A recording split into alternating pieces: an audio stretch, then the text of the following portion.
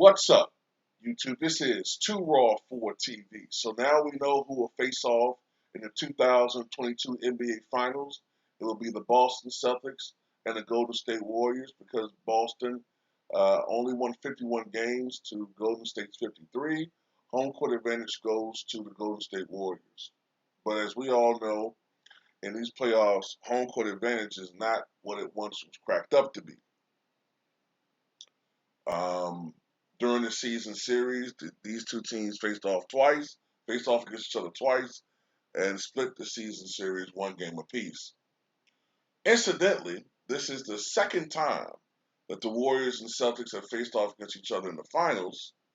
The only other time was 1964 when it was Wilt Chamberlain's San Francisco Warriors, their first year in San Francisco after leaving Philadelphia after the 62-63 season, face off against Bill Russell's, dynasty Boston Celtics, ultimately losing 4 games to 1. Now, I do want to add this. I know Legendary will appreciate this if she's listening to this video. There's always this narrative that Bill Russell was kicking Will Chamberlain's ass, right? But let me put this out there. I've always said that 95% of the time when these two teams face off against each other, the battle was not in the front court for who won the game. It was in the back court. During that series, if there was a Finals MVP, it most likely would have went to Sam Jones, who was the leading scorer for the Boston Celtics. In that series, he averaged 21.2 points, 4.4 rebounds, and 2.8 assists. The second leading scorer was John Havlicek, all right? 18.4 points, 4 rebounds, 3.6 assists per game. The third leading scorer was still not Bill Russell. It was Tom Heinsohn, 15 points, 8.8 rebounds, 2.2 assists. The next leading scorer was finally Bill Russell, 11.2 points, far below his normal output. He did average 25.2 rebounds and 5 assists per contest. Wilt Chamberlain, supposedly this guy who never could score against Bill Russell, averaged 29.2 points. And by the way, usually Bill Russell was not the only one guarding Wilt. Oftentimes he was double and triple teamed. That gets forgotten in history. But anyway, Wilt still managed to average 29.2 points, 27.6 rebounds, and 2.4 assists. The backcourt of Al Attles and Guy Hodges averaged just 10 points apiece, which is only about what Sam Jones averaged by himself. So I don't want to say Wilt didn't have any help, but there's a reason why he had to score a lot early on in his career. You know, and Boston didn't have to worry about some of these other guys. Guy Rogers, Al Attles, they weren't guys that were going to give you 25 points a night. But Boston did have those type of scorers. So, just want to throw that out there. But this is 58 years later, all right? And this is going to be, I think, a much more competitive series. And I'm going to go out and say, I think Boston's going to win this in 7. Now, I just could be blowing smoke up your ass with this, but I'm just gonna do it anyway. All right, this is how I think it's gonna go. And it's most likely not gonna go this way, but this is what I think. I think Game 1, the jitters are gonna be affecting the Celtics. I think they're gonna miss some shots they normally make. I think Golden State is gonna be real focused. I think Golden State's gonna win the first game, and I wouldn't be surprised if it's not particularly close. Maybe 15, 17 points, honestly. I think Golden State may win by a large margin. It's going to be fool's gold for the media. They're going to talk about Steph Curry and how he's a top 5 player, blah, blah, blah, blah, blah, blah, blah, right? Game 2, I think Boston's going to come out there and do what they not normally do, but often do. Build and maintain a big lead. I think they're going to hit a lot of their shots.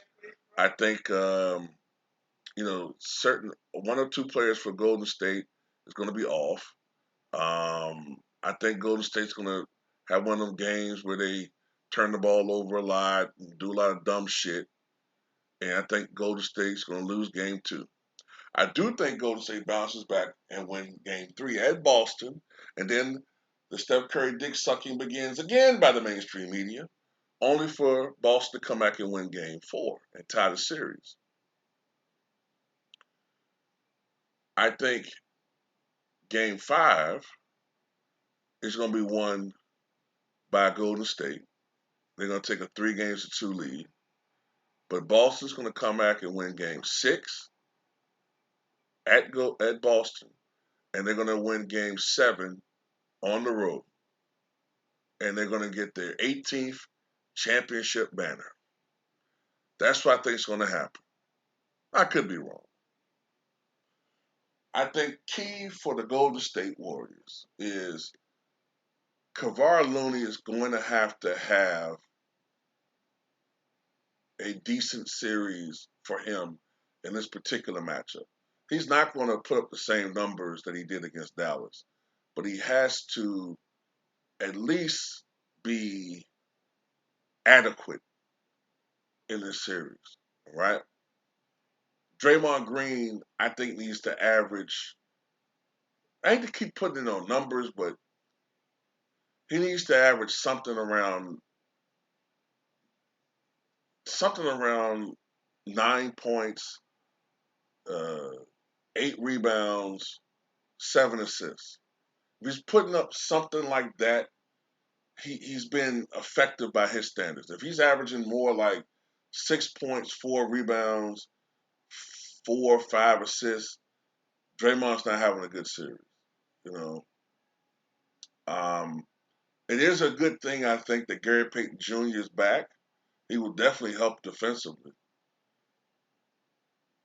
and I think another key factor for them is going to be Steph Curry having to finally show up in a finals and be Steph Curry. I'm not saying he has to come out and average 30 points a game, but we can't keep. I'm just tired of all the excuses when, whenever he's in the finals and let's say they play 7 games and 5 of the games he plays like shit and he has one great game and one decent game.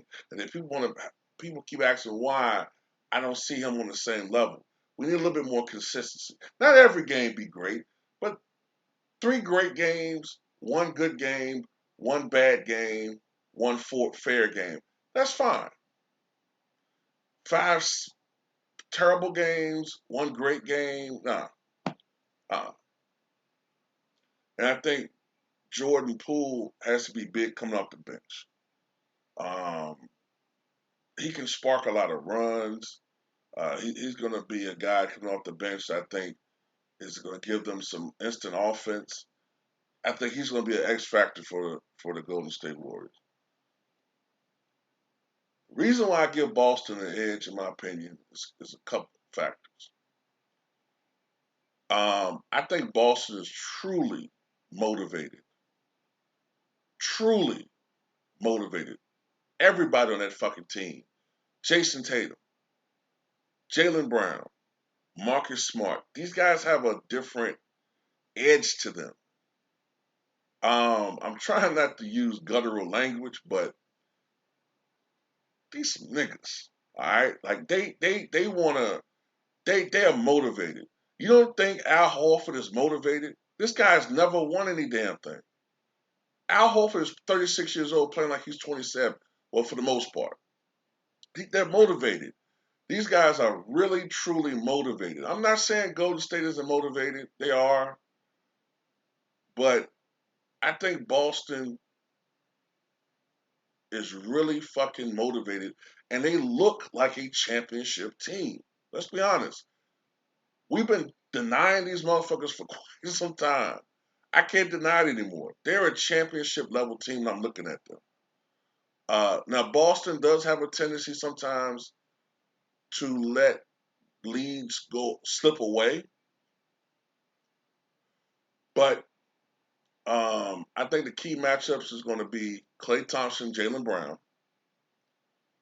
Had this been 3 years ago, Klay would have won that matchup rather easily. But Klay isn't the same guy, especially on the defensive end. Uh, I think that's going to be a key matchup if they're guarding each other. The front court is going to be the biggest thing. Boston is big up front. They're not going to have the same easy time Golden State they did against Dallas. This is a different monster. Also, Grant Williams and especially Al Horford, as we all know, can get it going from outside. Eventually, that's going to draw Looney and Draymond Green out. If they're hitting their shots from outside, which they can with regularity, it's going to draw some of these dudes out from the paint. And then that opens up the, the driving lanes for guys like Jason Tatum and Jaylen Brown, breaking down the defense. And, another thing that the Warriors have a problem with are turnovers. Both teams can turn the ball over, but Boston is very adept at scoring points off of turnovers. The Warriors need to make sure they don't be careless with that. And also, I just see a superior coach in Ime Udoka compared to Steve Kerr. Look, I get Steve Kerr got the rings and the hardware and all that, but I've never been convinced, even though I think he's an improved coach, I've never been convinced that Steve Kerr is a brilliant basketball mind. Ime Udoka is coming across to me as a superior basketball mind. And I think Boston's going to win this fucking series, man. And I may even be conservative with the Boston and 7 shit, man. I could easily see Boston winning this shit in 6. And I'm not shortchanging the Warriors, and I'm not shortchanging Curry. All these fucking Curry fanboys all of a sudden calling me a hater. How can I be a hater? Look, let me ask you guys a question. Make up your mind. Am I a LeBron hater or a Curry hater? Because I remember I picked Cleveland in 2016, and I had all these guys saying I was a Curry hater back then. Then, when I do videos talking about LeBron, then I'm some LeBron hater. Well, which one am I? You know? Anyway, that's all I got to say about this. I'm trying to think of anything else I want to put out there. I mean, of course, other guys are important too. Marcus Smart and you know, some of the bench players for Golden State. But I mean, I just think that when you look at Boston, man, they're loaded. Tice. I mean, they got a lot of guys that can score. That's the thing. They got a lot of guys that can score and shoot the basketball, and they have a tremendous defense. I think the media is really shortchanging Boston, y'all. Really shortchanging them. Tell me what you guys think.